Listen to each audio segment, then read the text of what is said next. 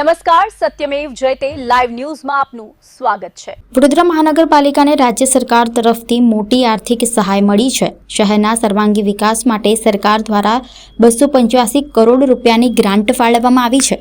ગાંધીનગર ખાતે યોજાયેલા કાર્યક્રમમાં મુખ્યમંત્રીના હસ્તે વડોદરા મનપાને 285 કરોડ રૂપિયાનો ચેક અર્પણ કરવામાં આવ્યો હતો। વડોદરા શહેરના વિકાસને વધુ વેગ આપવા રાજ્ય સરકાર દ્વારા મહાનગરપાલિકાને 285 કરોડ રૂપિયાની મોટી ગ્રાન્ટ આપવામાં આવી છે। ગાંધીનગર ખાતે આયોજિત કાર્યક્રમમાં મુખ્યમંત્રીના હસ્તે વડોદરા મહાનગરપાલિકાને ગ્રાન્ટનો ચેક એનાયત કરવામાં આવ્યો હતો।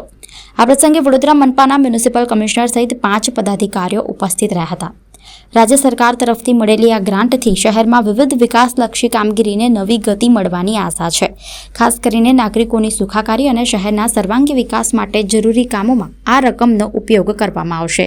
આજે ગાંધીનગર ખાતે મુખ્યમંત્રી શ્રીના હાથે અમને 285 કરોડનો ચેક આપવામાં આવ્યો છે।